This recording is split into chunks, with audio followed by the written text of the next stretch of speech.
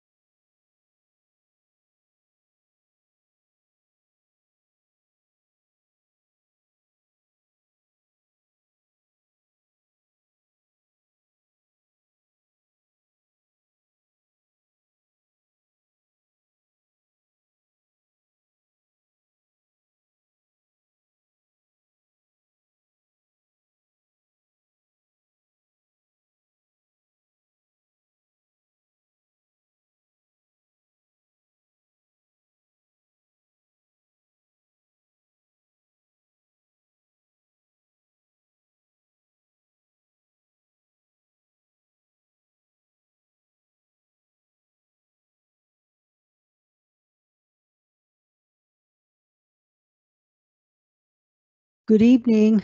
Today is July 15th, 2025. It's 5:30 p.m. and we're going to commence with the city council meeting. Could we have the roll call?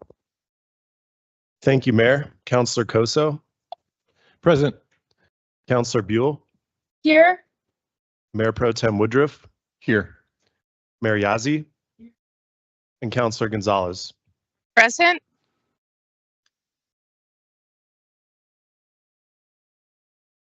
And the next agenda item is reading of the Indigenous Land Acknowledgement.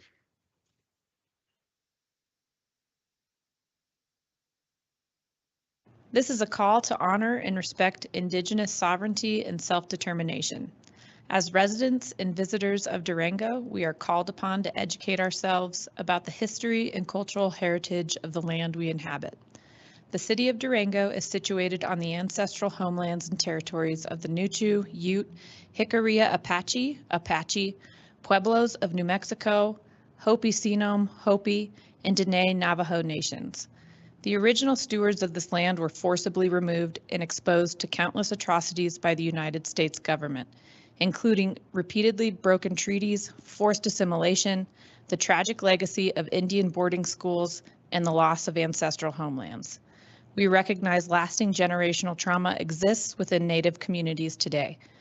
We affirm the continuing importance of ancestral sites to descendant communities as integral to the living cultural landscape. This acknowledgement only becomes meaningful when combined with accountable relationships and informed actions. May this serve as a step toward inclusion and reconciliation. And may we have an introduction of the interpreter.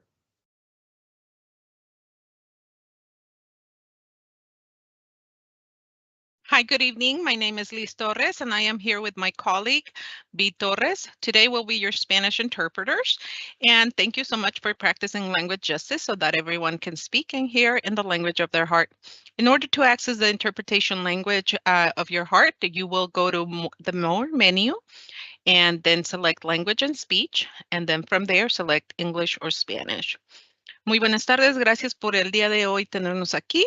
Mi nombre es Liz Torres y estoy aquí con mi colega Vi Torres. Estamos aquí con la Cooperativa Comunitaria del Lenguaje para practicar justicia lingüística y así todo el mundo pueda hablar y escuchar en el idioma de su corazón. Para tener acceso a los canales de inglés o español, va a tener que usted presionar en los botones de más y de allí podrá seleccionar inglés o español. Gracias. We can go ahead and get started. And the next item is opening remarks by Mayor and Council. Yeah, thank you, Mayor. I just have one opening remark. We got to tour, Councilor Buell and I got to tour the residences, the soon-to-be open residences of Durango. A great project, really looking forward to that. And I think it's going to be, hopefully, we'll also get to hear something about the residents that move in and the success as we go along. So that's my key comment. Thank you.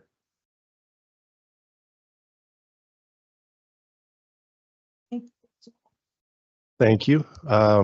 There are no items under presentations and proclamations. And the next item is city manager updates. Mayor and Council, I have no updates for y'all tonight. And the next section under item 6 is committee, board, and liaison reports.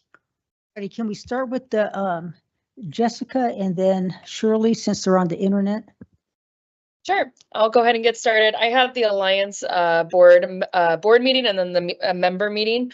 At the member meeting, Heather Schotten talked for a little bit about her beginning her role at Fort Lewis College as the new president. She's also going to be the new member of the Alliance board as Fort Lewis College representative, so that was exciting. Durango Silverton Narrow Gauge Railroad, Al Harper gave an update. Basically slow start to the year in the summer, but they've seen an uptick in the last little bit. They think more people are booking like right now to come on trips rather than planning in advance. And so that's kind of a different trend that they're seeing. Randy Black was at the Alliance meeting, spoke about an update on the Station 2 construction and the current facilities and how great it's been for the firefighters there. Also spoke briefly about a need for a Three Springs station and funding options that potentially may come forward.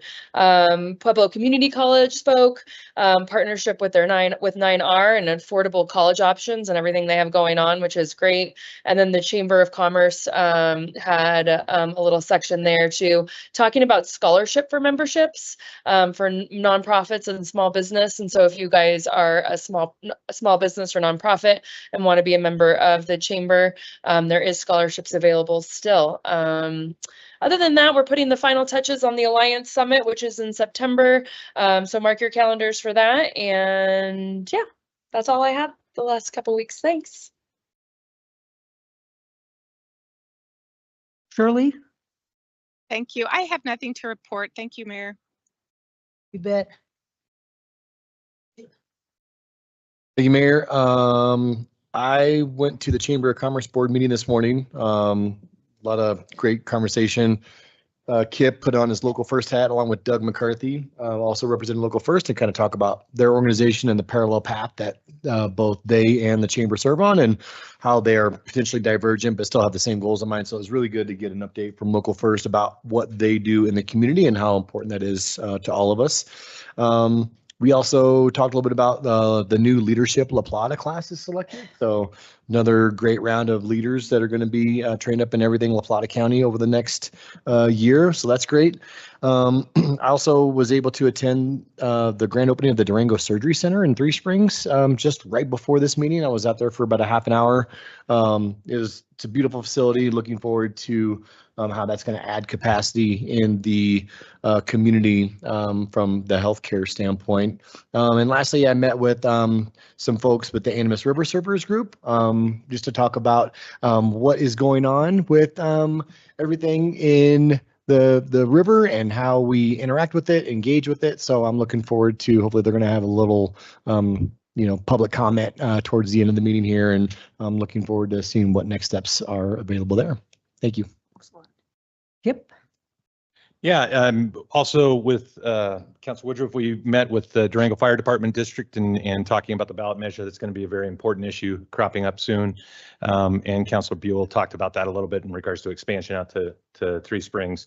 Also, now with HATS, the Animas River Group, I got to meet with them as well, and good to see you guys as well, and met with the 7th Street folks, and appreciate everybody's conversations and civil discourse. I think that was fantastic over the time. So that's probably the most important stuff, Mayor. well, thank you. Well, I also met with the river people, the 7th Street, and a few other groups. But the most notable thing that I did this past 2 weeks was I had an interview for the 150, 250 celebration that we're going to have next year with the Telluride magazine out of there, because one of my friends, Ellen Roberts, asked me if I would do an interview with them. So hopefully I did well enough to have Durango noted in our magazine. Other than that, we've just been having a lot of interaction with the community. So I think that's very, very helpful to let City Council know how you feel. And that's about it. Let's go. Down. And so the next item is public comment on action items only. If we could have the recording played. We have people signed up, Ben? Yes. Public comment is encouraged on agenda items set for consideration and a vote by the council tonight. Public comments on items not set for consideration by the council come later in the meeting. Please begin your comments by stating the agenda items set for a vote you intend to speak on, your full name, and if you are a resident of the city of Durango. Make your comments directly to the council. Do not expect a response from the council or staff. Comments are limited to 3 minutes per person, unless modified by the council. Unused time is not transferable to other speakers. Comments must be specific to the item you identified when you began your comments. Profanity, hate speech, personally derogatory remarks, speech unrelated to the item you identified, or other speech that is disruptive to the meeting will be ruled out of order by the chair, and any remaining time will be forfeited by the speaker. Exceeding the time limit infringes on the rights of others and is out of order. Only a majority vote of the council can modify time limits. Please note, you must sign up prior to the mayor calling the item on the agenda. Signing up after the item is called will result in your name not being called to speak.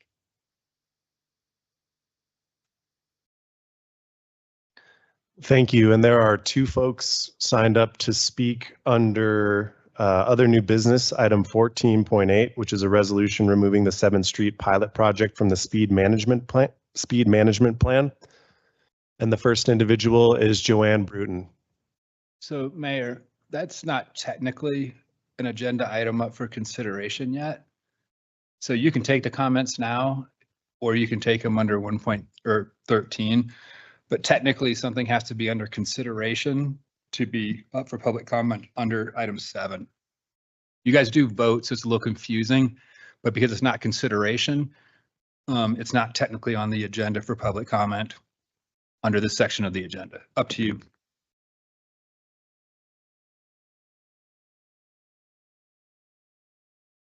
Sorry, please proceed. Yeah.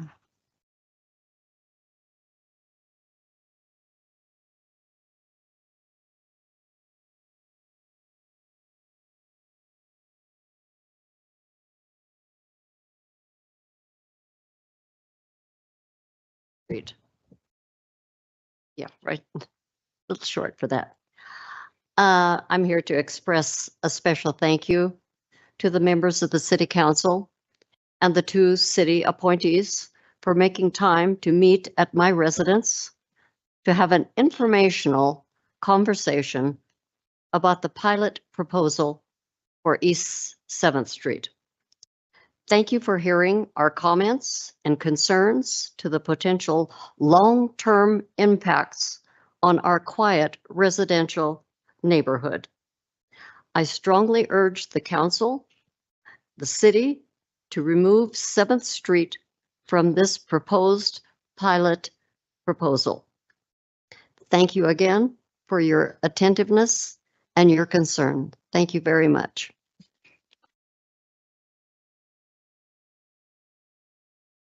And the next individual who had signed up for the same item is Amy Brown.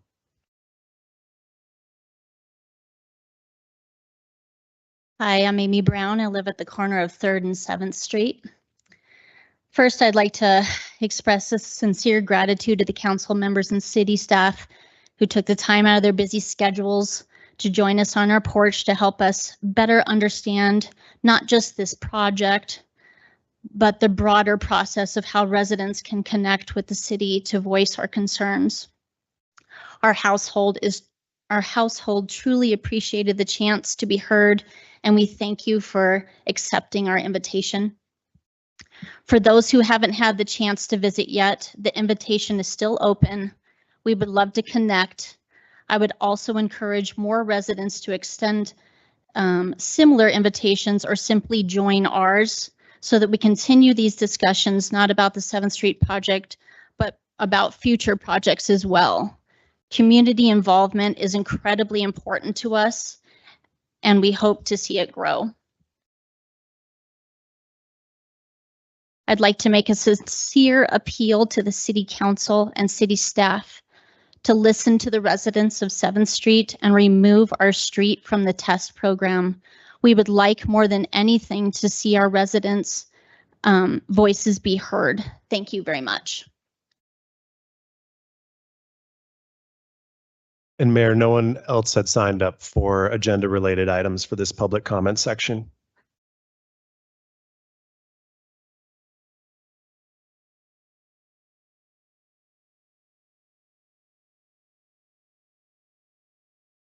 And make a motion to let Sweetie come up if it's about an agenda item. Second.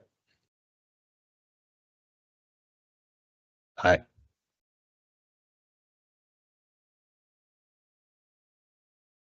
Signed up to speak. My name is Sweetie Marbury, and I am a long-term resident of Durango. I signed up to speak about the ordinance concerning parks and recreation. When I read the agenda item, it certainly caught my attention. I have a letter from former mayors. Former mayors of Durango urge the city council to reestablish Parks and Recreation and the infrastructure boards to oversee, and these are the 205, the 2015, and the 2019 sales tax projects. In the ballot language for all sales tax issues, the explicit promise is that there shall be citizen advisory boards that provide a place where resident voices will be heard. Durango City boards have historically encouraged citizen participation, allowing the public to have a voice in the process. Together, informed city staff and informed residents build better coalitions. Through these boards, we encourage trust and transparency, which are the heart of safe and productive environments. Through these boards, residents have a place to go and express their opinions on public projects instead of just coming to city council. The current master plan for Parks and Recreation was established by public participation and board review. Board members delve into the intricacies of complex projects, potentially saving the city council time. By early vetting of projects by the boards, the citizen has a place to go to ask questions and help shape a project, as you just heard.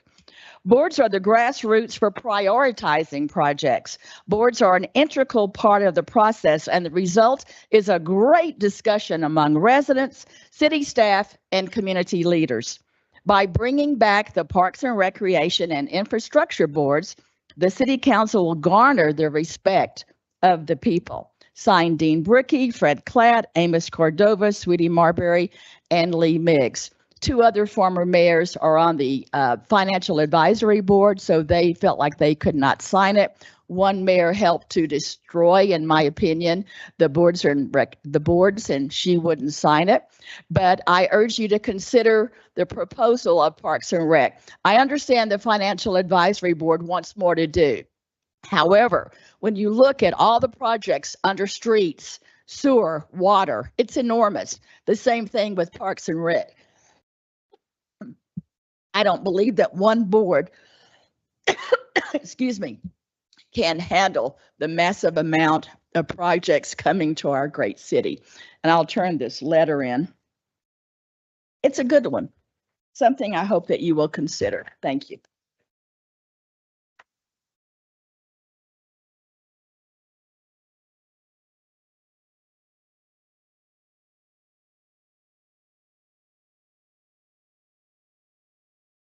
And there was no one else who signed up for this section. And with that, yes, thank you, Mayor. And so on the consent agenda, we have item 8.1, approval of meeting minutes. And that's the approval of the minutes from the July 1st, 2025 City Council regular meeting.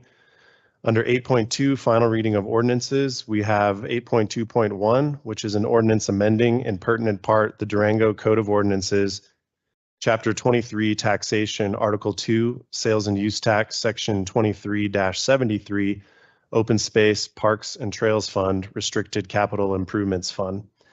And then under 8.2.2, we have an ordinance repealing in pertinent part the Durango Code of Ordinances, Chapter 8, Fire Prevention and Protection, Article 5, Durango Fire Protection District Fire Impact Fees.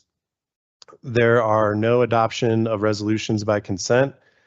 And then under 8.4, approval of other administrative items, we have 8.4.1, which is approval of a hotel restaurant liquor license for Serafina's Steakhouse at 144 East 9th Street. There are no items under request for public hearing. And under 8.6, introduction of ordinances, we have 8.6.1, which is an ordinance amending in pertinent part the Durango Code of Ordinances, Chapter 24, Traffic and Vehicles, Article 1, Application and Adoption of the Model Traffic Code, Section 24-3, Amendments to the Model Traffic Code. And then under 8.7, requests for excused absences, there is an excused absence for City Manager Madrigal for the July 15th, 2025 City Council regular meeting. And that's all. Thank you. Ben, does anybody want to pull anything from the consent agenda? Nobody wants to pull any items. Is there a motion to approve the consent agenda? Yeah, Move go to ahead. approve the consent agenda as presented. Second? Discussion? Could we get a vote? Counselor Buell, Yes. Counselor Gonzalez, Yes. Counselor Koso, Yes. Mayor Pro Tem Woodruff, Yes. and Mayor Yazzie. Yes.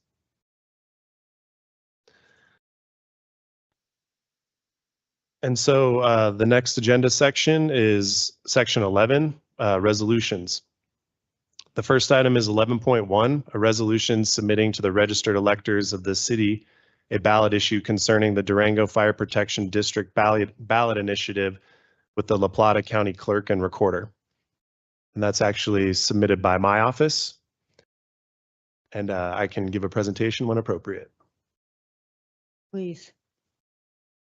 Is there a motion? I move to approve a resolution submitting to the registered electors of the city a ballot issue concerning the Durango Fire Protection District ballot initiative with the La Plata County Clerk and Recorder.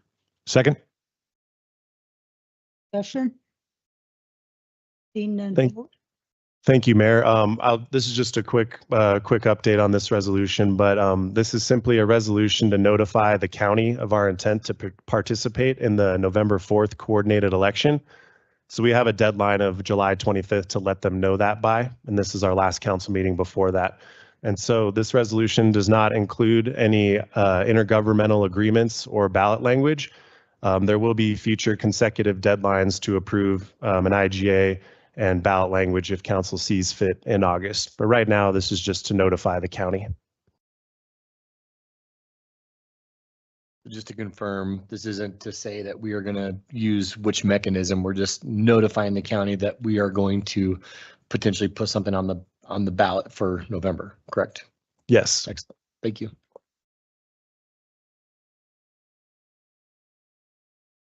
Jessica or Shirley? Okay, me neither, so No problem. I could do a roll call. do roll call. Counselor Gonzalez, Yes. Mayor Yazzie, Yes. Mayor Pro Tem Woodruff, Yes. Counselor Buell, Yes. and Counselor Koso. Yes.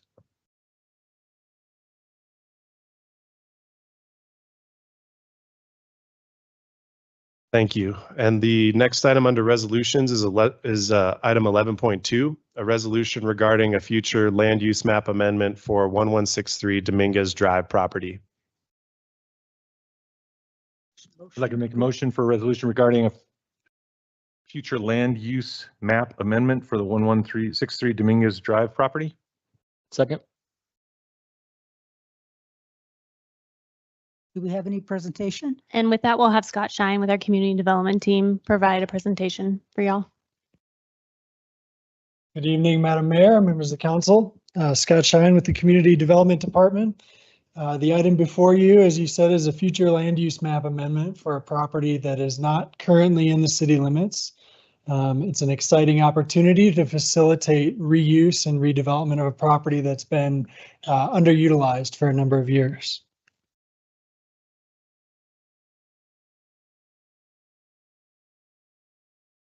So just to get us oriented as we start, the property in question is outlined in yellow here. The property just to the west is also not in city limits. And as I'll explain a little bit more, this request is kind of the first step to annexing hopefully both of these properties. It's completely surrounded by city limits. Makes a lot of sense to annex it. It's served by city water right now, so they want to move in that direction, and this is the first step to do that.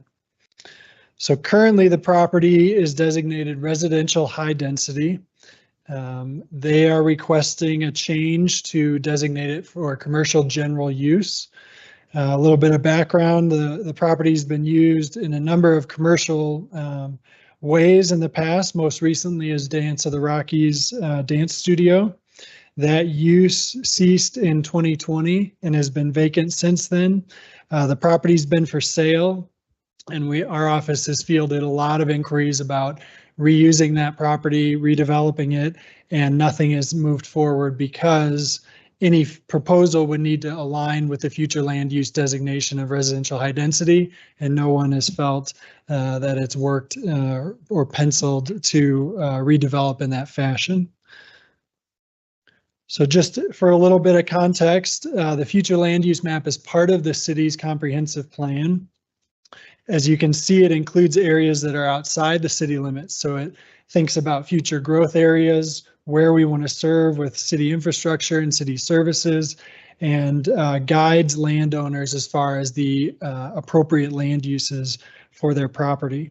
It also guides council in making decisions about land use and development regulations, annexations, things along those lines. Article 8 of the charter specifically says that all proposed annexations shall be in compliance with the comprehensive plan. So right now, the property owners want to annex, but they don't want it to come in and be zoned as high density residential. They want to come in and be zoned for commercial uses. So we need to amend the land use map to allow that and then facilitate the proper zoning. This is a clip of the comprehensive plan map. The red is the commercial general, brown is high density residential, the blue is public, quasi-public, and then some open space designation to the west across the river.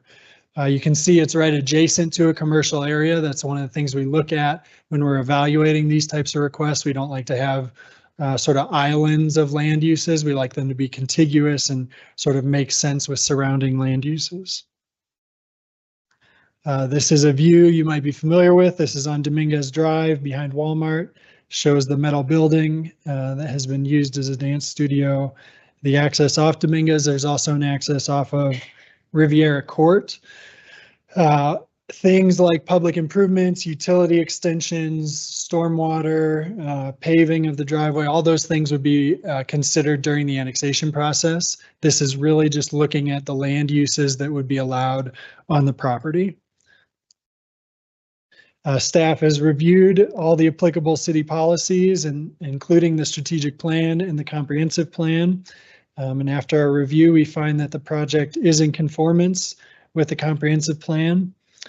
We did present to the Community Development Commission at their July meeting, and they have unanimously recommended approval of the request based on their evaluation of the request using these criteria in the Land Use and Development Code. I won't go through those word by word, but I'm happy to answer questions about those criteria that they use and that council uses to evaluate the request. We did hold a neighborhood meeting. When we're changing the comprehensive plan, we like to engage surrounding property owners in those discussions. We held an informal neighborhood meeting in May, and there was no opposition expressed to the amendment by those in attendance. We have not received any public comments about this request, and therefore we have a recommended motion of approval for your consideration tonight. Thank you. Go ahead. We need to make the motion now? Yeah, I move to approve the future land use map amendment for 1163 Dominguez Drive to commercial general with the findings and conditions found in the staff report and discussed at this public hearing. Second. Oh, Discussion? oh, discussion? Scott, mind if I ask a question? How was it that the property was zoned high density residential, but was still operating commercially? Is there some sort of like loophole or? Good question. So it's not specifically zoning. It's called a future land use. So a lot of times that will be in alignment with how the property is currently being used, but sometimes we'll look at it, the city will look at it, the neighborhood will look at it and say, we really want it to go in this direction. And so it's not always how the property is being used. It's maybe where it should go in the future. For example, like Highway 3 and Sawmill Road, a lot of that is light industrial now, but it's designated for mixed use development under the future land use map because that neighborhood councils in the past, others have said, we would like to see that go in a different direction or be redeveloped for a different purpose. Does that make sense? How it's kind of, it's not Yeah. always exactly how it's being used. But Totally. So we're just looking at futures. We're buying futures right now Yes. on what we want to have happen. So this isn't necessarily changing the zoning in its current form. correct. We are looking at in the future, we would like this to trend in this direction to commercial general. Yeah, and the idea when it was designated for residential high density was, oh, it's, you know, by the river, it's by the school, it could be a nice place for apartments or things like that, and that hasn't panned out that way, and so we're reevaluating that, and the property owner wants to go a different direction. I see. Okay. Thank you for the clarification. Yep. Yep. Jessica or Shirley, do you have any questions? I do. I have just a few questions. Thanks, Scott, for the presentation. So you mentioned that the property owner wanted to go a different direction. So he or she or the group were the ones who submitted the request? for a Correct. change? Yep, the property owner and their real estate agent submitted the application. And I guess, just given, well, you know what, I'll leave it at that. Let me just then ask a separate question regarding, you mentioned that you met with some of the groups in the area. Is there a particular boundary that you use to notify people that there's going to be a zoning change? Do you have a group or a boundary or a list, or how do you go about notifying? Yeah, good question. Depending on the project type, the land use and development code has a radius around the property that we send public notice to. For a comp plan amendment, I believe it's 500 feet off the top of my head. I'm 95% sure that's correct. So we do a mapping exercise and we get the address for every property within 500 feet, send them a postcard. Do you have to confirm that the address is a human, like a property owner, or you just have to send it to the address that's listed? We get the address from the county assessor website, so it's where their tax bill goes. So we figure that's a pretty good chance at getting the right person, the property owner. Okay. Okay, thank you very much. That's all the questions. Jessica? Okay. Okay. Excuse me. Thank you, Mayor. For the roll call, Mayor Yazzie, Yes. Mayor Pro Tem Woodruff, Yes. Councilor Gonzalez, Yes? Councilor Koso, Yes. and Councilor Buell. Yes. Thank you. And the next item is 11.3, a resolution to direct the city manager to work with the Financial Advisory Board and staff liaisons to draft revisions to the scope of the Financial Advisory Board. I move to approve a resolution to direct the city manager to work with the financial advisory board and staff liaisons to draft revisions to the scope of the financial advisory board. Second. So Mayor, if you'd like, I can provide just a brief overview. This resolution comes at the request of the Financial Advisory Board. In the past several months, staff has been working with the FAB Executive Committee, discussing their desire to expand their purview. Following discussions at the board's May and July meetings, FAB did vote at the meeting last week to request some revisions to the bylaws to demonstrate and illustrate an expanded role in what they provide advisory to.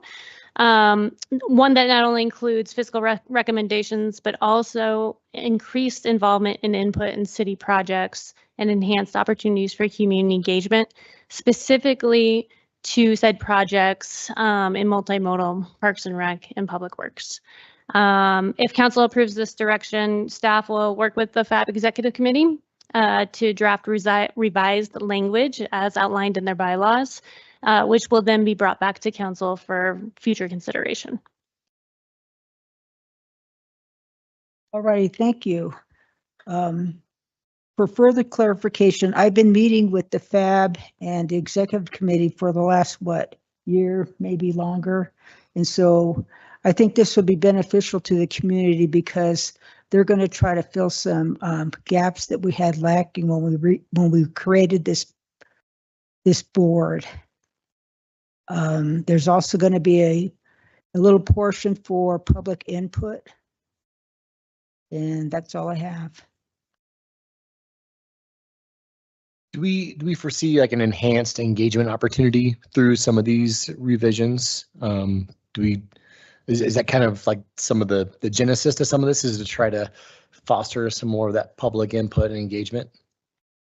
Yeah, to your point, Councilor Woodruff, I believe, I mean, that is what the FAB is after, is providing additional and complementary community engagement opportunities to provide input to staff regarding the related projects. Some other general ideas that have been discussed that the executive committee has shared is considering using FAB to solicit feedback and provide input both from the board and the public on potential and proposed projects to be included into staff's planning process, not necessarily after the project has effectively been wrapped up, to provide input on potential competing projects if those occur before staff's final recommendation to council. And then the other additional component would be FAB shared a desire to receive more regular departmental and operational and project status updates as part of the expansion considerations. Great, thank you. Yep.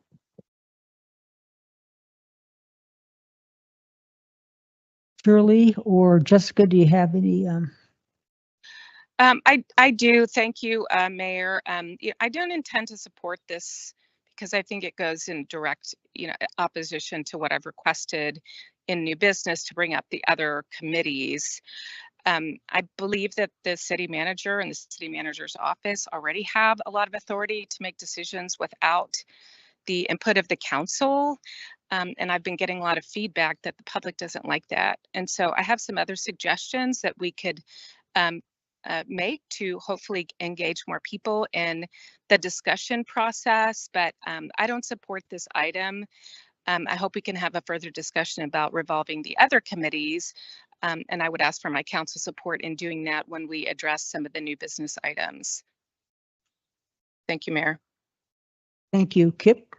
I guess I want to ask if the ability to have these, the expansion of the FAB duties and functions can be done in conjunction with some suggestions on what it would look like to bring back Parks and Rec and infrastructure boards. I don't know if they're mutually exclusive. I don't know if we're looking at a menu of opportunities here that we can choose from.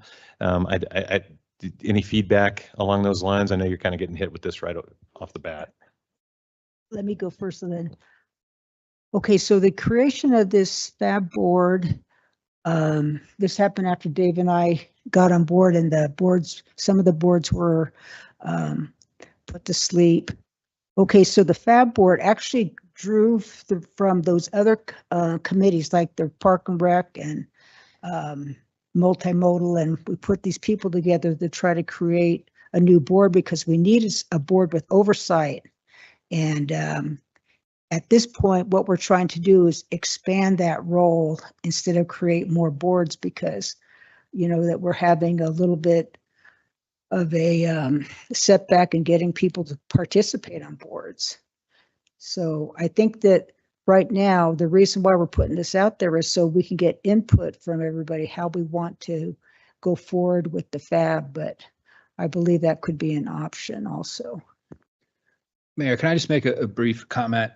I sent you guys a memo recently about the charter and what it says about the division of administrative authority and council authority.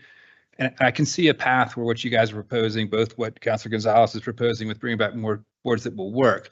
But I do need to caution that anything you do has to be run through legal because appointed boards are the appointees of the council. So they function as the council in an advisory role.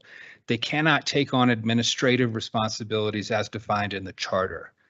So from the discussion I've been hearing and from the discussions and comments I've heard tonight, whatever happens, we just have to make sure that it complies with the charter. And again, that's very simply, they are your arms as the council to advise you, but they cannot take over administrative roles.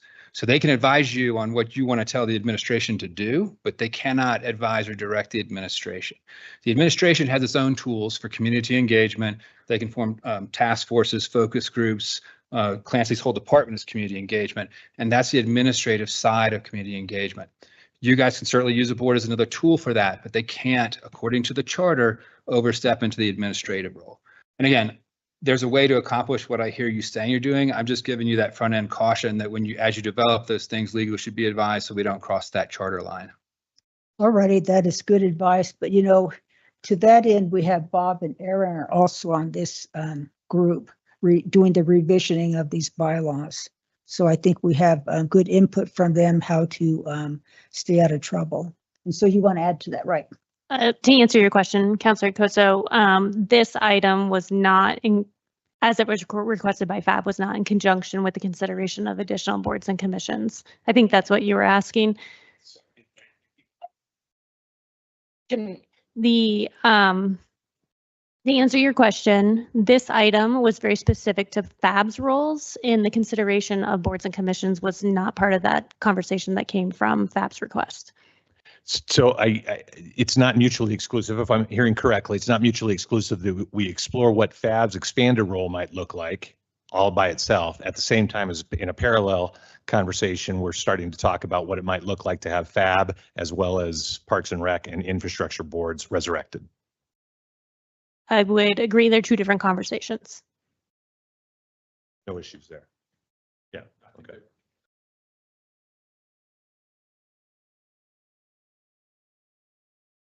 I'll just chime in real quick. Sorry. Go ahead, Jeff. Okay. Hard online. I'm going to chime in real quick. So back, I want to say like 6 months ago, the conversation with FAB kind of started this topic, and the new boards and commissions is just on for like this first, even to see if we're going to continue to talk about it at the end of this meeting today. So while maybe we can talk about two parallel paths where they overlap or don't overlap, I would say that this is kind of a separate, because we have been talking about it and working with FAB for a while. I know I was in meetings as when I was the mayor, and I'm sure Dave and Gilda have had meetings with Anthony and Doug where we're trying to like dial in and figure out where they can best assist council in making recommendations to us. I would push back a little bit on Councilor Gonzalez's remark that the city administration does stuff without council approval, because I don't see that happening, and so I want to just clarify that the FAB board and city manager's office like don't do anything without falling under the strategic plan and what we've created for them to do. So anyway, those are my comments. Shirley. Mayor, can I chime back in? Yes. So, Mark, I did read your email, and of course I reviewed the charter. I've reviewed the charter a number of times, but I guess I don't quite understand your point. My request a little bit later in the meeting is to revive the meetings as they existed. And what we're talking about in this expansion of the FAB, I guess I don't understand. I think I'm missing something in your point. I'm sorry if I wasn't clear. And I'll try to make it as simple as possible. And very simply, advisory boards are advisory to the council and not the administration. And the council cannot charge their advisory board to direct the administration. Okay, no, I'm definitely clear about them being advisory in nature. I guess I'm okay. Well, I appreciate that. I understand the role of advisory versus elected and versus staff. So I appreciate it. Thank you.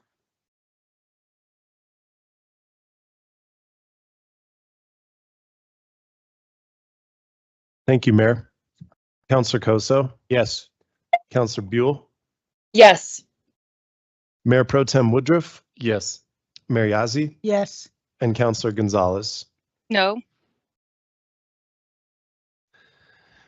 And the next item is 11.4, which is a resolution amending the 2025 capital budget water fund. Move to approve amending the 2025 capital budget water fund. Second. Okay, and with that, we have Mary Catherine Lord from our budget team to provide this presentation. Thank you, Mayor and Council. My name is Mary Catherine, here from the Finance Department, presenting for you today an amendment to the 2025 budget. This is an amendment related to the water fund. So before we dive into the numbers, we like to ground the discussion in our organization's mission, vision, and values. In addition, the finance customer service strategy is that we will listen, serve, and educate our customers in a continuous effort to build trusting relationships and be stewards of financial excellence throughout the city. And with that, we can look at the funding capacity related to this amendment. So on this slide, moving left to right, we're looking at the combined fund balance for the water fund with an ending 2024 fund balance, which is that third box from the left, of $15,034,498 with a 2025 budgeted revenue of $16,964,302 and the budgeted expenses of $27,602,883. We have that ending 2025 estimated fund balance at $4,395,917. This budget amendment presented to you today is for $94,875. So looking at the net effect of that, we would be leaving the estimated 2025 ending fund balance at $4.3 million. So I do want to note that the Financial Advisory Board did review this project and recommended this project on the 10th of July. Looking at the project details specifically, this $94,875 amendment is for the 8th and 8th reconstruction project. The original scope of this project was to design and replace only the sewer line. The sewer portion of the project was previously funded for 2025 and is currently on pause due to design and inspection of the road, curb and gutter and sidewalk, revealing that the rest of the existing infrastructure needs to be replaced as well. In addition, the project has been delayed to better coordinate with the College and 8th Road Diet project. Due to this, the project scope has been expanded to be a full reconstruction project to replace the water and sewer lines and the curb and gutter and the installation of sidewalks on both sides of the street, as well as the pavement. This amendment is to make funding available for the water design portion of this full reconstruction project. And with that, I have your recommendation.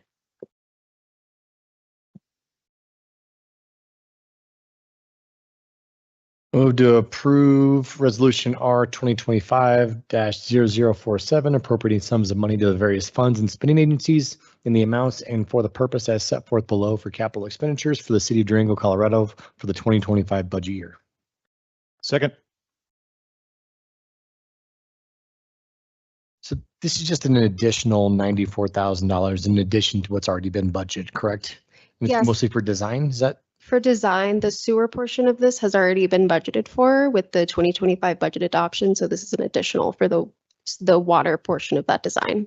Do we anticipate after the design is complete that there may be more incurred costs once we finally know like what the design needs to be and then start budgeting for that? Or is that already kind of in line with where we're currently at?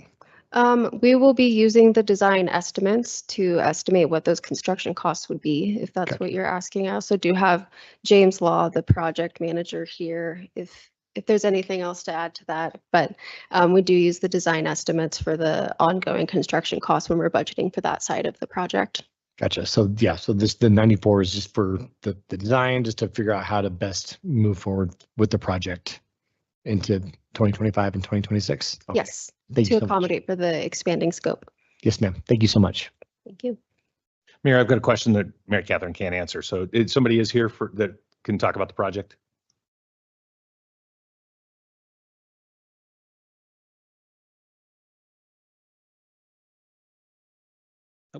You were hiding back there. I couldn't see you, so sorry about that. So just a small question in the text. At the 30% mark, we'll hold a stakeholder meeting together. Any comments or concerns? The primary question for owners is, do they want a sidewalk on the east side of the road where there currently isn't one? Is it pretty standard practice that that's a decision that's made by the neighbors and not necessarily an automatic to improve pedestrian traffic? We were really just trying to give public input. Okay. That side of the road currently doesn't have one, and we wanted to give them the option whilst we were trying to do a holistic project in the area. We want their input because once you have a sidewalk, it's their responsibility to maintain it after that. So. Okay. So it's not part of these projects for us to, when there is no existing sidewalk and yet it's a fairly high trafficked area, to go ahead and put in a sidewalk? Because that's putting a burden back on the homeowner? No, not necessarily. Okay. There's a sidewalk on the west side of the road already. It would just add connectivity for those homes. Okay. That is a design factor in it because there's a retaining wall up there. There's also a transit stop near the top there. Right. So it's beneficial for everybody, but we wanted to solicit public input. So how would we see if that sidewalk is approved or not approved as part of the project going forward? How would council be seeing that? I'm sorry. Yeah, so I'd love to have some follow-up to know if the sidewalk is going in on the east side of 8th or not as a council member, and I'm not sure how I get to see that. We could follow up with you. I don't. Okay. Yeah, I'm not sure what that process would look like. Okay. Yeah, I think it's a high traffic area. I think it should be on both sides of the street. And so I just want to make sure that this doesn't fall through the cracks and we've got some kind of. From a public works and an ADA accessibility perspective, we would just put it in. It's not necessary for the area to be ADA compliant. Okay. However, yeah, we would prefer to put it in, but I also don't want to force something on the homeowners there that they don't want to maintain in the future. Okay. Yeah. Sorry to beat a dead horse here. I'm not sure how the feedback loop gets back to council and whether the sidewalk's going in on that project. We will follow up with an email on the status of the sidewalk as part of the project. Great. Thank you very much. Appreciate it.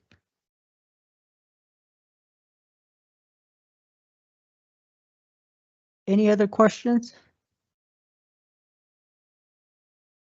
Mayor, sorry, there's an SSO that's an abbreviation in the report. I don't know what SSO stands for. Thank you. Already, could we get a roll call? Thank you, Mayor. Councilor Buell, Yes. Councilor Gonzalez, Yes. Councilor Koso, Yes. Mayor Pro Tem Woodruff, Yes. and Mayor Yazzie. Yes.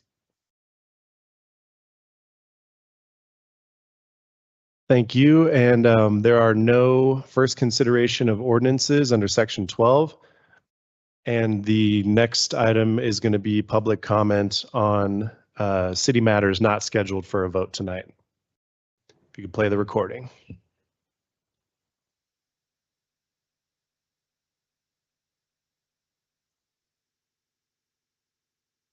Public comment is encouraged on city-related matters, even if they are not set for consideration by the council on tonight's agenda. Please begin your comments by stating your city-related topic, your full name, and if you are a resident of the city of Durango. Make your comments directly to the council. Do not expect a response from the council or staff. Comments are limited to 3 minutes per person unless modified by council. Unused time is not transferable to other speakers. Comments must be specific to city matters. Profanity, hate speech, personally derogatory remarks, or other speech that is disruptive to the meeting will be ruled out of order by the chair, and any remaining time will be forfeited by the speaker. Exceeding the time limit infringes on the rights of others and is out of order. Only a majority vote of the council can modify time limits. Please note, you must sign up prior to the mayor calling the item on the agenda. Signing up after the item is called will result in your name not being called to speak. The first individual is Beth Lamberson Warren. Good evening. What a beautiful day. That first Rufus hummingbird showed up, and here came the monsoons. How do they know? I'm Beth Lamberson Warren, 43 43-year resident of Durango, and I live on East 4th Avenue and have definitely been keenly interested in the parking options, the reverse diagonal parking as a speed reduction pilot study on East 7th Street. I'm really here to say thank you. Thank you to Mayor Yazzie and members of council, whether you met with us individually or by phone. We really appreciate it. And I hope too that some of you feel that you've been heard in return. I'd also like to compliment the contractor of the Overseal project, Andale Contractors, whatever their full name is. They did an excellent job. Once upon a time, I worked in road construction and that they were outstanding. I would like, whether it's, and I also want to give a big thank you to city staff, especially response by emails and being so considerate, meeting in person with folks as needed. I would like to ask staff to consider down the line as the striping is coming back in after the overseal's been laid down, to please consider adding more crosswalks throughout the entire grid as a way for drivers to be a little more conscientious about what's happening on those corners, especially people who are late to class heading up East 8th Street. And thank you for your time tonight. Mayor, if I can just make a comment. Beth, you had talked to me before about the Andale, and we made sure that the contractor had gotten the positive feedback that both you and a couple others had expressed. So I just wanted to tell you that you got the right name. Thank you, Mayor. And the next individual is Amanda Kiesel.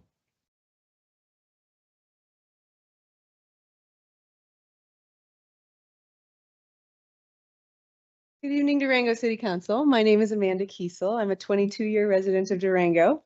I'm here as a representative of the Animas River Surfers. We're a 501c3 nonprofit grassroots organization supporting the growing community of local river surfers.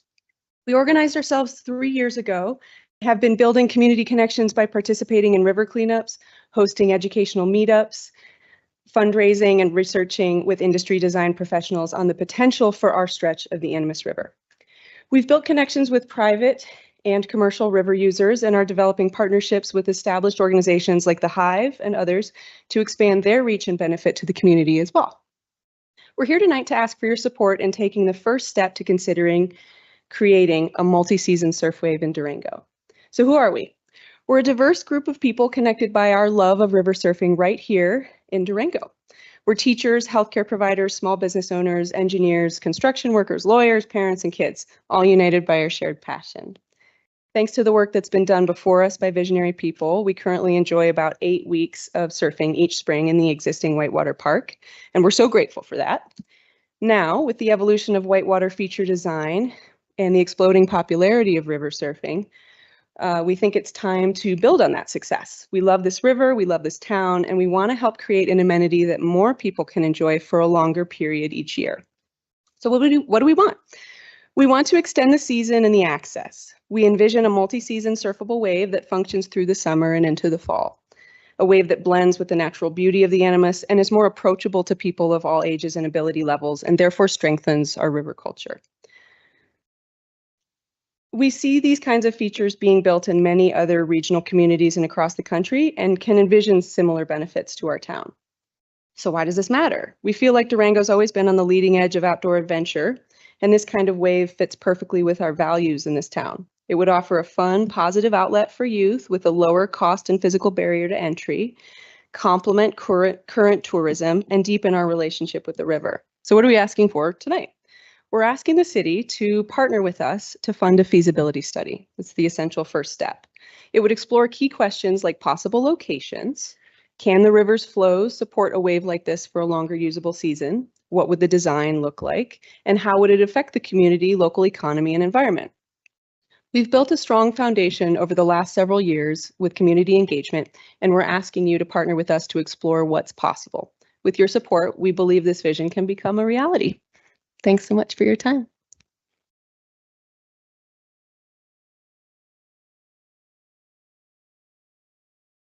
Thank you. And the last individual is Christian Barnes.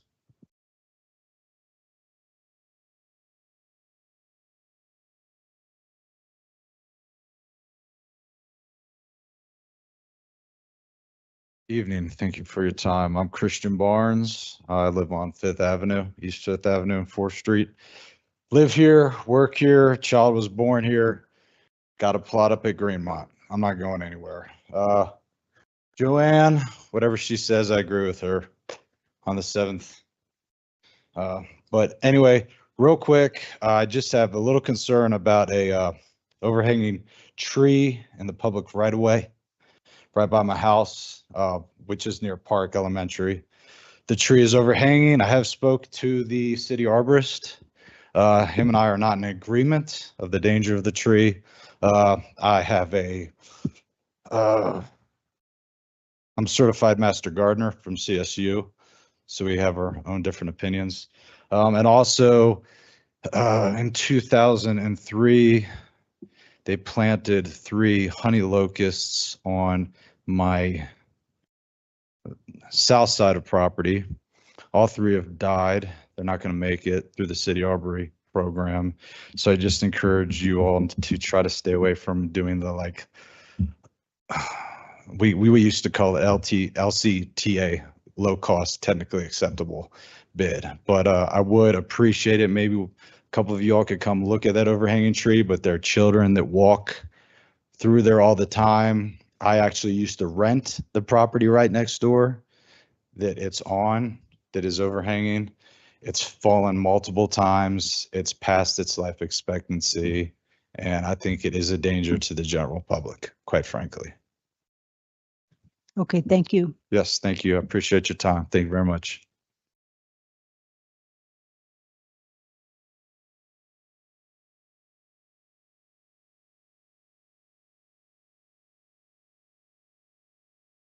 I move to allow Sweetie Marbury to again speak during public comment. We'll teach you how to use the kiosk out there, I guess, after this. Just kidding. Second, without the additional commentary.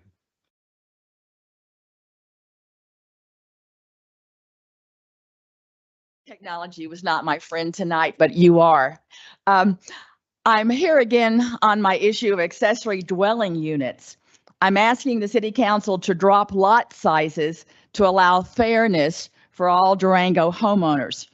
2014, we established the language for accessory dwelling units in town. Currently, houses are selling in town for $800,000 to $1 million. By dropping lot size requirements for ADUs in EN 1, 2, 3, and 4, owners will have an opportunity to maybe have a caregiver or a family member or a renter on their property. And someone could live in a 550 square foot separate little building or even a garage apartment. I presented the Durango's accessory dwelling unit plan at the National League of Cities in Los Angeles in 2018. And our plan is unique because we require homeowner occupancy. And that is the key to any accessory dwelling units, not a rental, that can trash neighborhoods and out of town landowners. You live right there. Like Michael Rendon, the former mayor, lives right there with his house he bought 25 years ago. Granny flats have not changed the character of Durango. I've lived next door to an accessory dwelling unit for 50 years. I believe that lot size requirements has outlived its usefulness. Since 1948, Durango has had the little granny flats in the backyards. I'm asking City Council to abolish lot size requirements and to be fair to homeowners. Change the land use code to help meet the housing needs.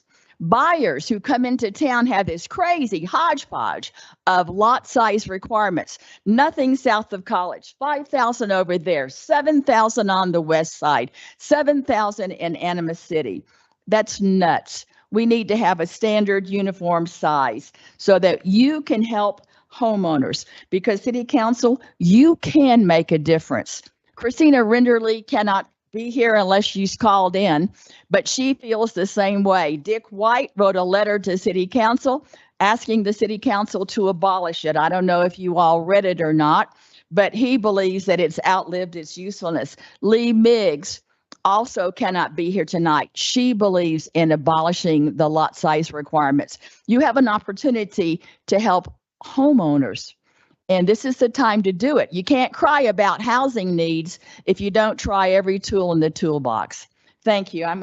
If everyone has read Dick White's letter, then I'll keep it. But thank you and make a difference. Thank you. Thank you.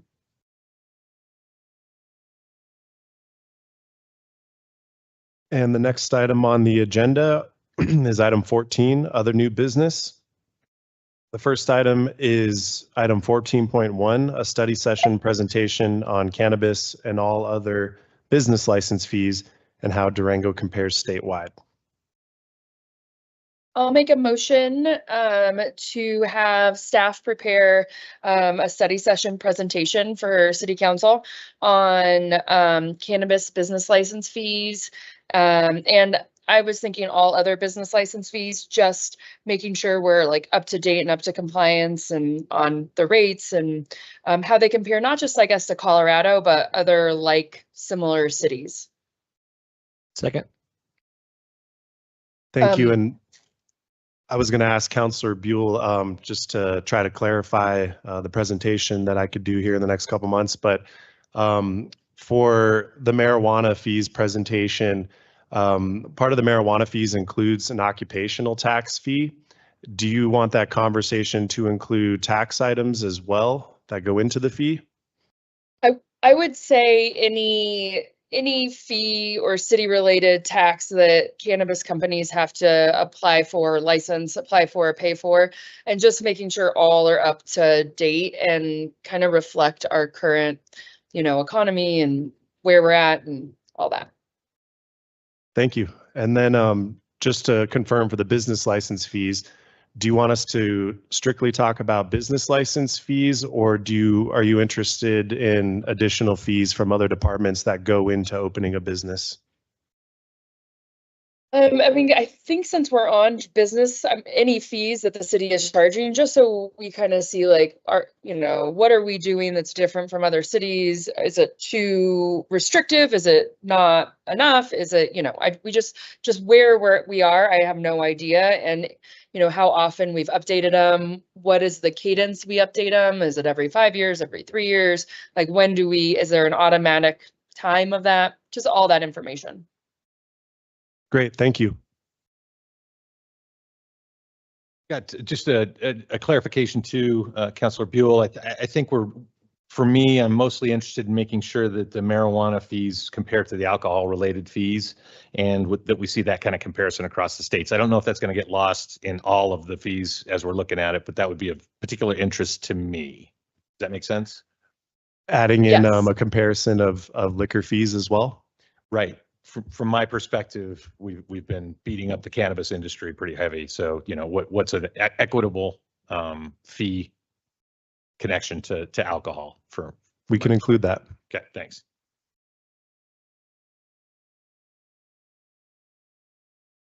Council, my only add would just be that we currently are targeting September for the study session presentation if it gets approved for a timing perspective. Great. All righty, Shirley, do you have anything to add? No, nothing to add. Thank you, Mayor. All righty. Mayor, I do have a quick question. If we've got 7 different issues here, is there a potential that we need to talk about the prioritization of those issues? Not necessarily right now, but I just wanted to get ahead of this. If we're bumping stuff out to January, that we may have to just because we don't have enough study sessions.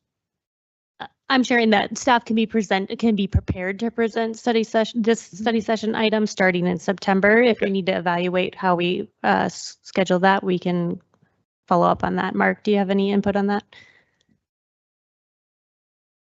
No, my only comment is whatever you guys decide, the staff will be prepared. Okay. And Mayor, if it's appropriate, I could do a roll call. Mm-hmm. Councilor Gonzalez. Yes. Mayor Yazzie. Yes. Mayor Pro Tem Woodruff. Yes. Councilor Buell. Yes. And Councilor Koso. Yes. Thank you. And the next item is 14.2, which would be a study session presentation on the City Council Rules of Procedure Ordinance and the background as to why they were created and adopted. So this was my item, and I guess, even as we're discussing, Mark, perhaps, like, in my opinion, this is a procedural request. For example, even today, like, we are motioning motioning and seconding an item before we get a presentation. And in my opinion, it should be done after. But, I don't quite understand, and perhaps it goes back to what you were saying. Why is that not an administrative move versus simply, why does it have to be voted on and approved versus administrative? You need a motion in a second. Yes, let's get a motion first. Well, so I motion to approve. Could you repeat that, Shirley? I would motion to approve the item for discussion.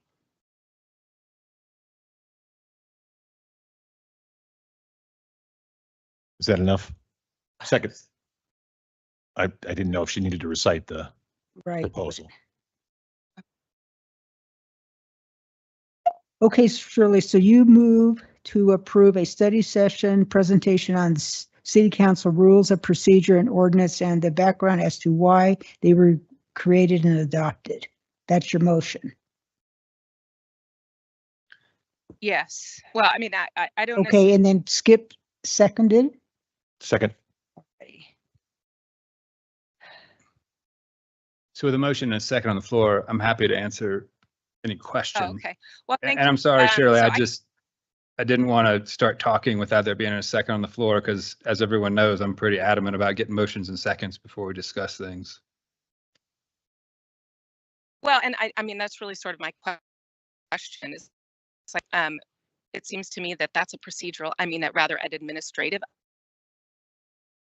has to be voted and approved on versus, saying why just moving around when and items are motioned and then seconded. And you're breaking up a little bit, but what I can comment is that, the charter and ordinances say that we follow Robert's rules. The charter says that, in addition to what the charter defines as to how meetings are to be run, it says that the council can pass an ordinance further defining that. The council did that in August of 2024. As to why they did that, that is not really something the administration can present on, because it was a council decision to adopt those rules. Certainly, I assisted in the development of those rules, and I'm happy to explain, why we did what we did. But as to why it was passed and what amendments were made at the time it was passed, that would be, the prior council and some of the rollover councilors that would have that information.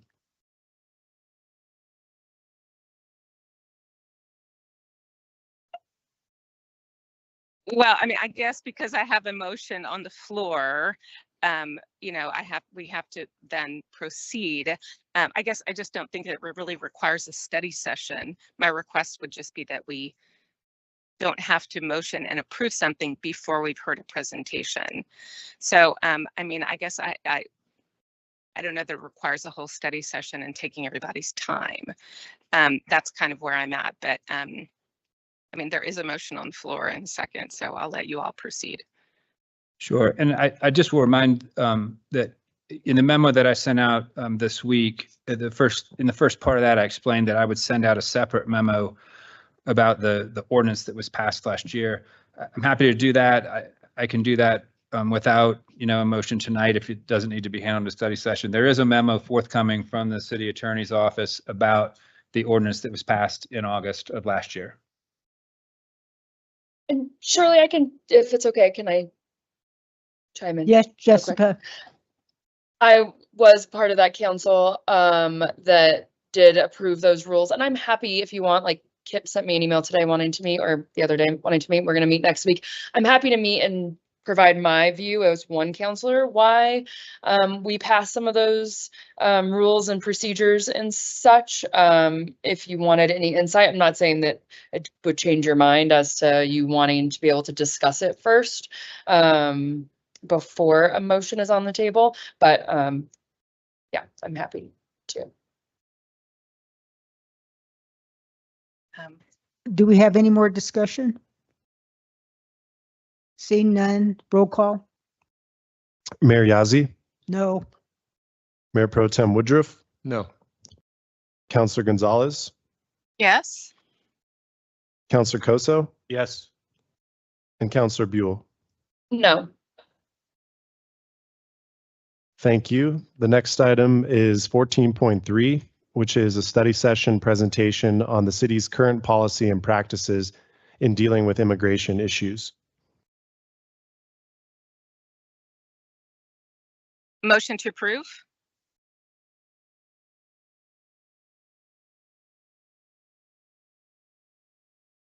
Could you repeat your motion? You know what? I'm sorry. I'm on a phone and I cannot see the language in front of me. So, Ben, if you could just please repeat it, and I then will approve Yes. it as dictated. Thank you. This is a study session presentation on the city's current policy and practices in dealing with immigration issues. Motion to approve as read by.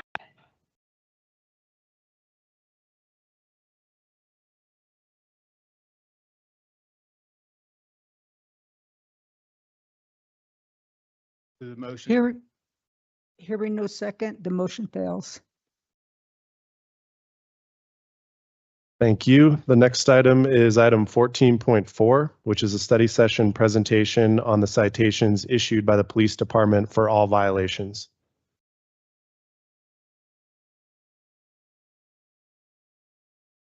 I move that we conduct a study session presentation on the citations issued by the police department for all violations. Dictated by Ben. Excuse me? Thank you, Mayor. So, shall I proceed, Mayor? If you would just give us a moment, I believe that Kip was making a motion. Surely, I went ahead and made the motion, so we just need a second at this point. Oh, I'm sorry. Okay, that second.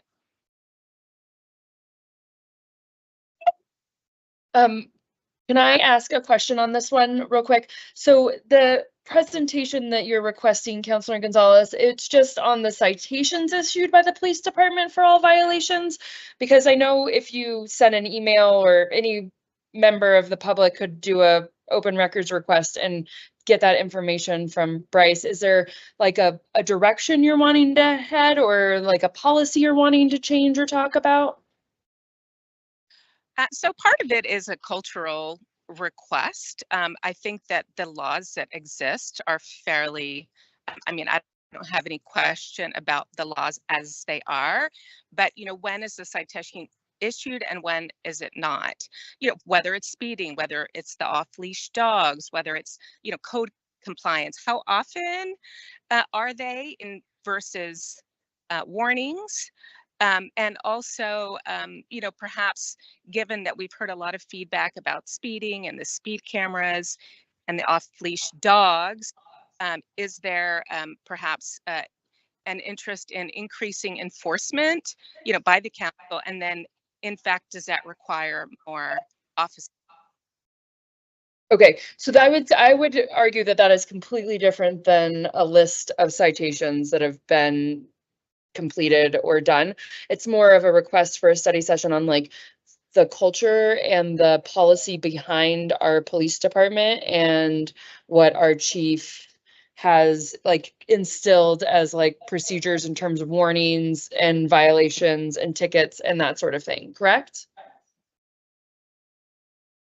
I think that sums it up just fine. I'd like there to be maybe a point of order that we offer a friendly amendment to change up this motion, because the way the motion is presented is not what we're discussing. Yeah, I mean, it just depends on how loose you guys want to play with the rules. I think that what Councilor Buell offered was an amendment, but someone would need to formalize that for Ben. Kip was the one who made the motion, so you can accept the friendly amendment or not. I'll accept the friendly amendment. Excellent. So thanks, friend. So Jessica, would you like to maybe clarify for Clerk Florine to to kind of offer exactly what what he needs to put in for the minutes, so we know exactly what we're supposed to be doing for a study session. Is that okay, Counselor Gonzalez, or do you want me to go? No. Part of it is just to get a conversation, a study session going on law enforcement, and I'm learning how to get that done. So I'm happy to proceed as presented. So Ben, I think it would be interesting, especially for our new counselors, to kind of get the chief and maybe even Judge Margerson, because that change that we made really did change the enforcement piece a little bit, and then that accountability piece that council did. And so maybe an update just on like the culture of our police department, of enforcement, of the municipal court, of warnings, of how we determine what's a warning, what's a ticket, when. Does that make sense? Judge Margerson really shouldn't be a part of it. Okay. If you want my office to be part of the presentation as because we're in charge of prosecuting those municipal violations, I just wouldn't want to put Judge Margerson. I mean, he's supposed to be neutral judge of those things. So yeah. Oh, you're right. Yes. Yes. Okay. Strike that. I'd like to add one piece, just that I think it's critical to understand the philosophy behind PD and ramping up or ramping down on issuing citations versus issuing warnings in several areas that we're talking about. A lot of this discussion stemmed from off-leash dog issues and speeding on the ART and a bunch of ancillary issues that were related to that. So if we could talk just a little bit about philosophy and what needs to be done to increase or decrease citations versus warnings. And I do know that, we're in the middle of all the departments doing budgeting and stuff for the budget presentation in October. So, checking with, before you give us a timeline, Aaron, checking with the chief as to when he could get this together is fine as one counselor. All righty. So you need a motion, and let me suggest that the motion reads that you have a study session on the administrations, including the police department and the city prosecutor's office, on the issuance of citations versus warning and general enforcement of code in the city. Great. So moved. Second? No, so moved. That's what I said. Yeah. It's Shirley. Yes, yes. So moved. Well, you haven't called it yet, right? But yes. Second. I've modified my motion. Shirley seconded. Yep. And we've had plenty of discussion. Could we get roll call? Thank you, Mayor. Excuse me, Councilor Buell, yes. Councilor Gonzalez, Yes. Councilor Koso, Yes. Mayor Pro Tem Woodruff, Yes. and Mayor Yazzie. Yes. All right, the next item is 14.5, which is a resolution to direct the city manager to begin the process to reestablish previous boards and commission structure.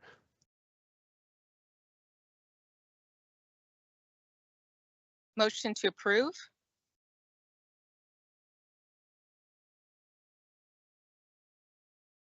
So I'm close on this one, but I don't want to You can second it for discussion. second it, and we can modify it. Yes, second.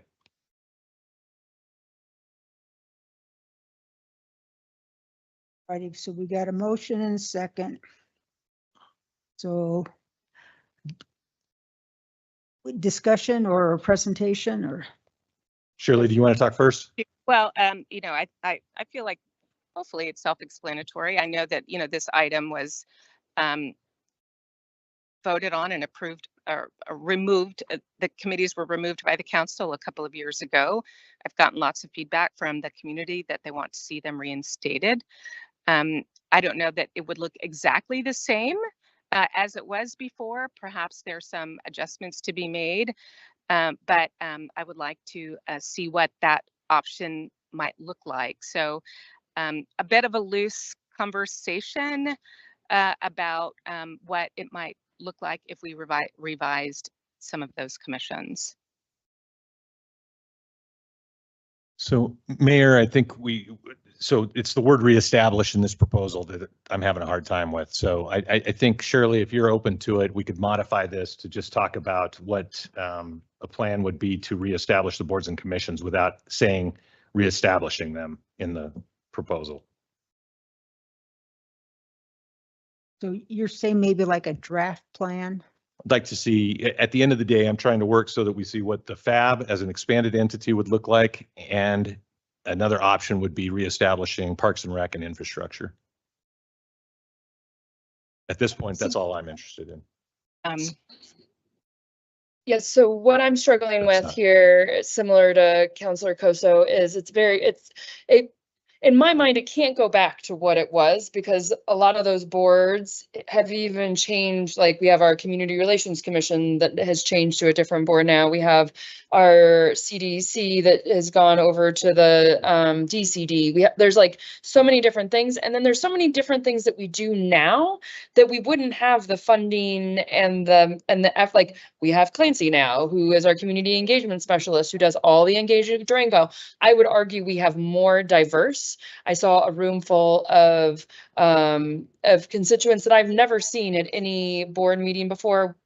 We had issues staffing all those and getting volunteers to serve on those boards. So I cannot support this as it's written. And can I suggest that I don't think it would be appropriate to direct the city manager to start reestablishing your boards. I think it would be more appropriate if you chose to move forward to call for a study session for you guys to agree on what boards you would like to form and then look like. And then you'd have to come back with a resolution to establish those boards and direct the city manager to staff them with liaisons. So you can't ask the city manager to reestablish your boards because it's your obligation as counselors to do that. Makes sense.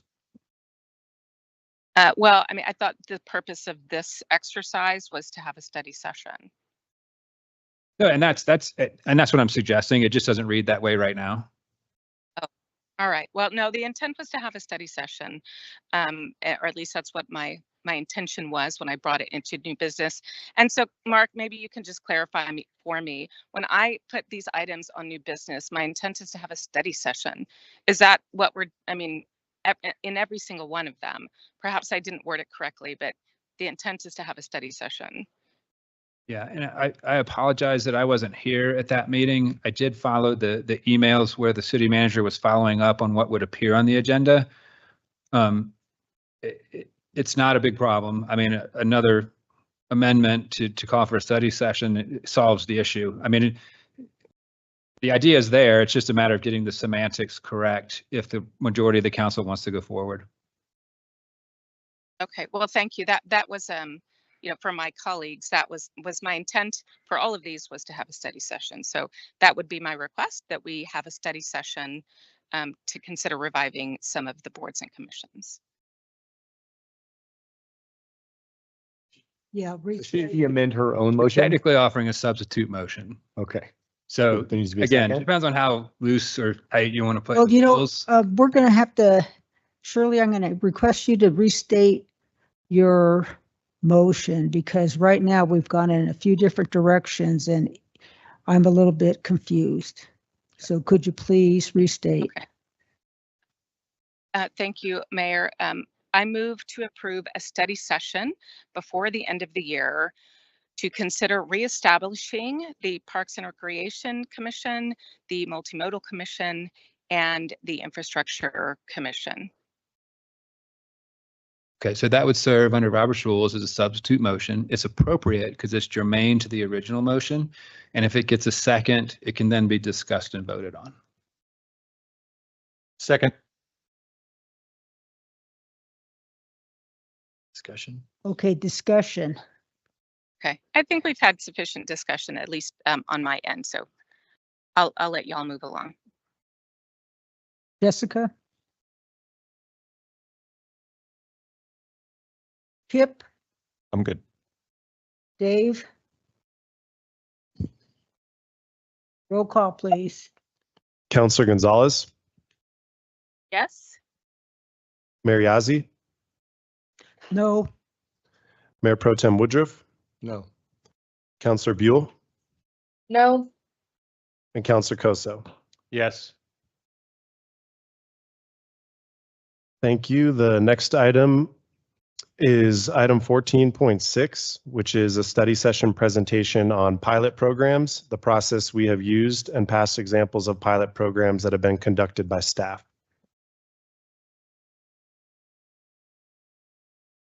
So thank you, Mayor. I also put this item on the agenda with the intent of a study session, so we can learn a little bit about the pilot programs, specifically related to like what happened on 7th Street. I would like to have a study session on how those items are presented to the council and whether or not they're approved. So that was a long motion, but I already moved. So this was just my discussion piece. I'll turn it back over to the mayor. Thank you.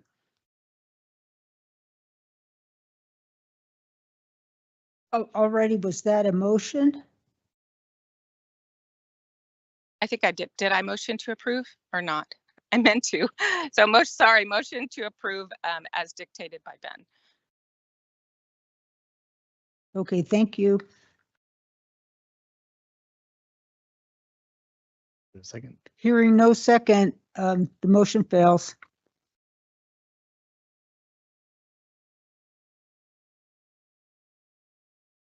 Thank you. And the next item is 14.7, which is a study session on dog park options by the city.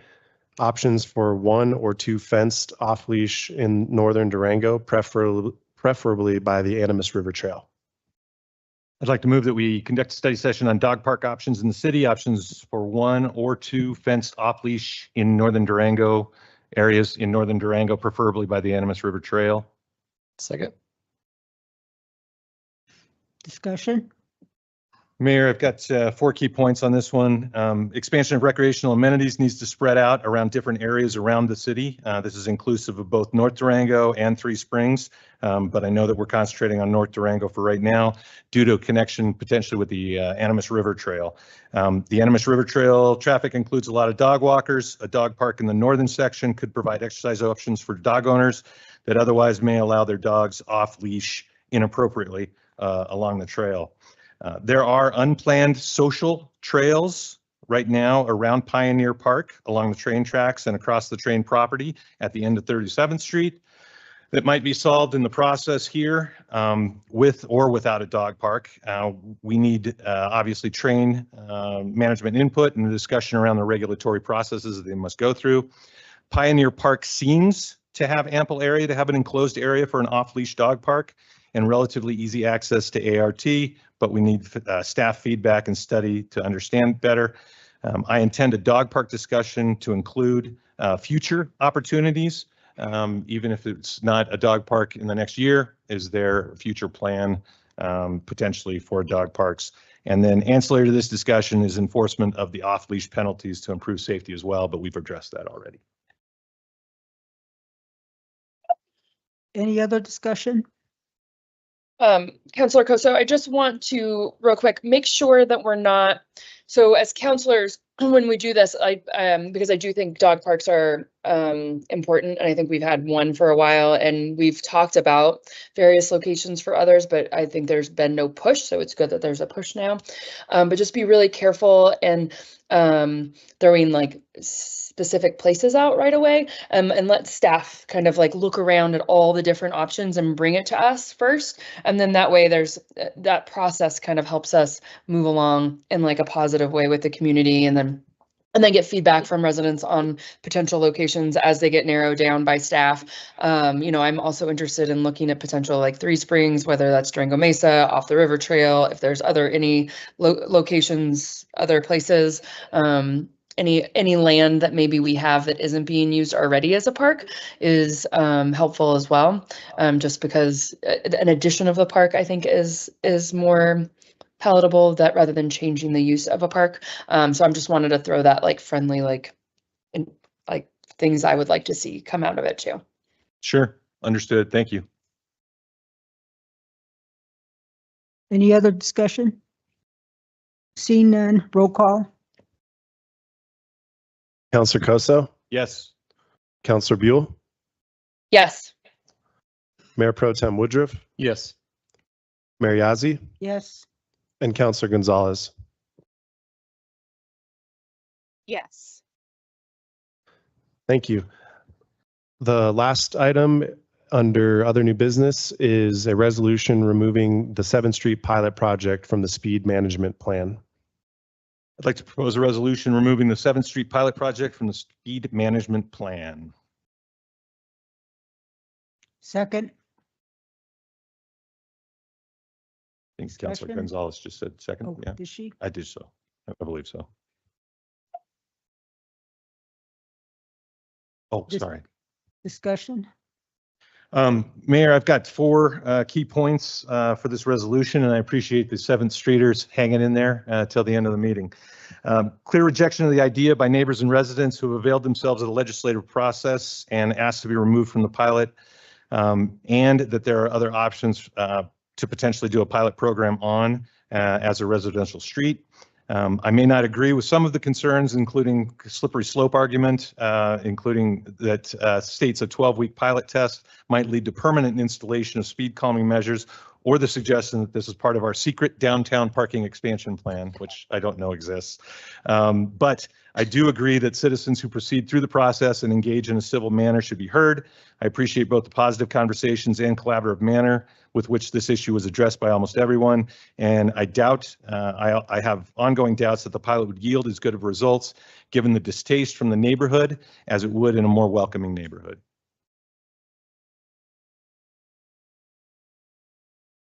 Thank you, Mayor. Can I chime in? Oh, No, go you go, ahead. Dave. okay. You go. Thank you. Around a year ago, I had a group of citizens approach me at different times over the course of a month to look into the prospect of the city adopting a Vision Zero plan. This citizen group saw the value of starting the process to implement strategies, gather data, and really look at how we as a community can keep our pedestrians and cyclists safer. Vision Zero approaches traffic safety with the stated goal of eliminating all traffic fatalities and serious injuries. The movement gets its name from what proponents claim is the quote-unquote acceptable number of traffic fatalities, 0. Central to the concept is that human error is inevitable, so the natural policy response from a Vision Zero perspective is to design roads in a way that assumes human error is inevitable to some degree and then minimize users' exposure to the conditions in which a crash is most lethal. This is typically accomplished through a mixture of traffic calming measures such as speed humps, road diets, and reduced speed limits to lessen the severity of injuries from automobile impacts. At that time, Council passed a resolution giving direction to city staff to pursue strategies in implementing Vision Zero in our community. Thank you, Sarah, Devin, and the rest of your teams for your work behind the scenes in following Council direction to see how Vision Zero can work in our community. Vision Zero is an incredibly ambitious plan, but one that has community health and safety in mind. Currently, it seems to me that staff has been working to enact some pilot programs in order to gather valuable data in order to best implement some of those strategies as directed by Council. While I can somewhat agree that perhaps we could have done better, we could have better communicated some of these plans with the neighborhood, scrapping these plans because of a perceived lack of communication seems to be throwing out the baby with the bathwater. The city will never be perfect, but I believe we are on the right track to better communicate and engage with our community. This scenario has given us good feedback on how we can better approach the engagement process and get in front of our community members that have a vested interest in the project at hand. Lastly, this plan is only a pilot project, a 3-month project where we can temporarily adjust a number of factors to slow traffic down and learn how we can implement some of these strategies in other neighborhoods in our town to reduce traffic fatalities and serious injuries.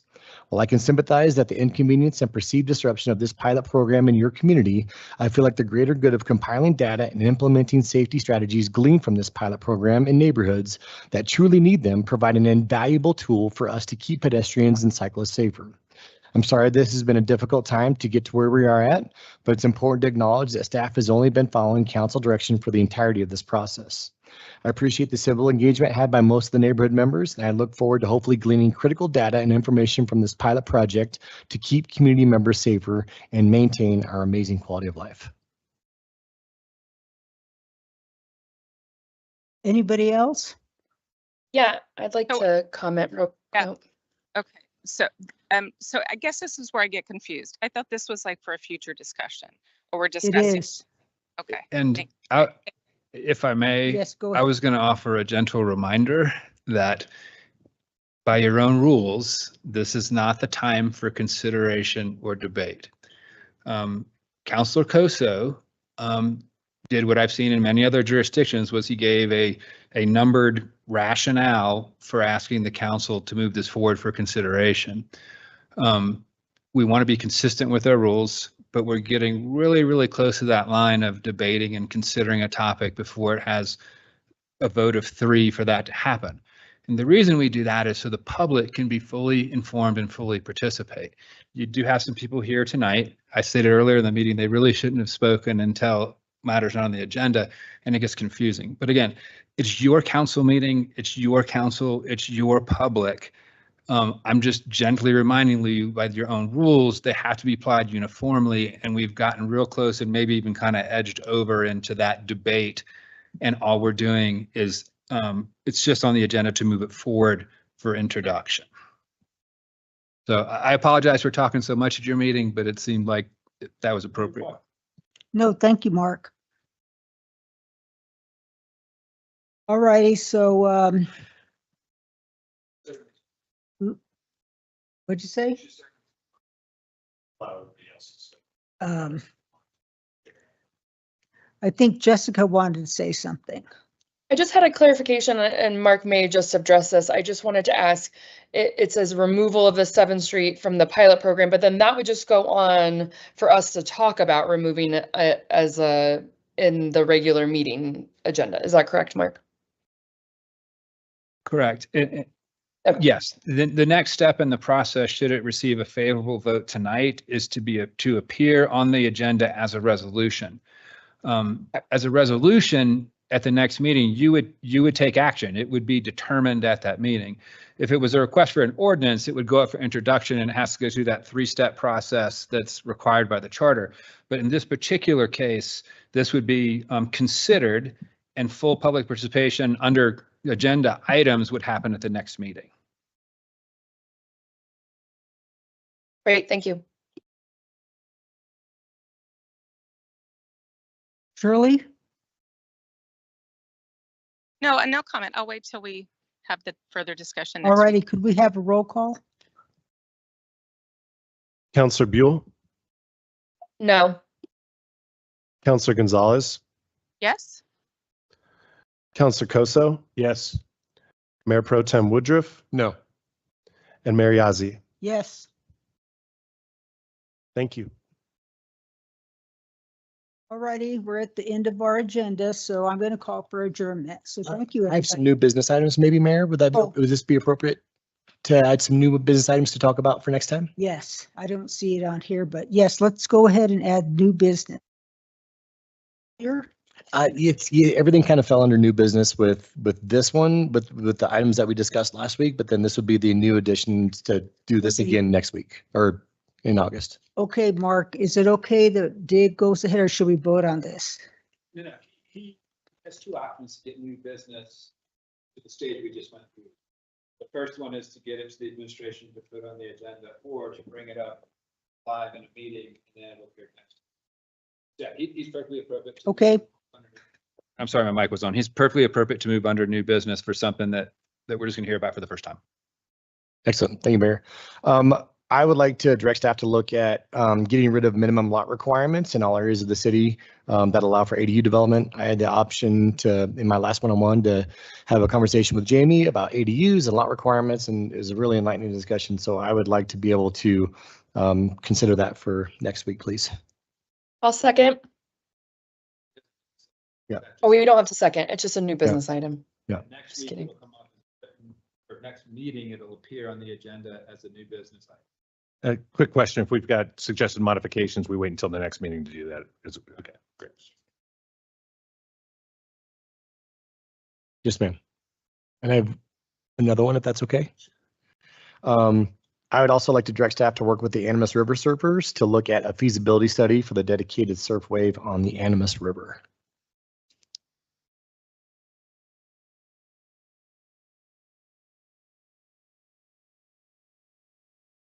And those are my 2, Mayor. Thank you.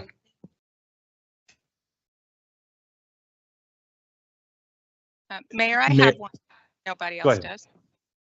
Oh, I would like to have a study session about creating neighborhood associations. What kind? What? We couldn't hear you. What kind of associations? I'm sorry, neighborhood associations?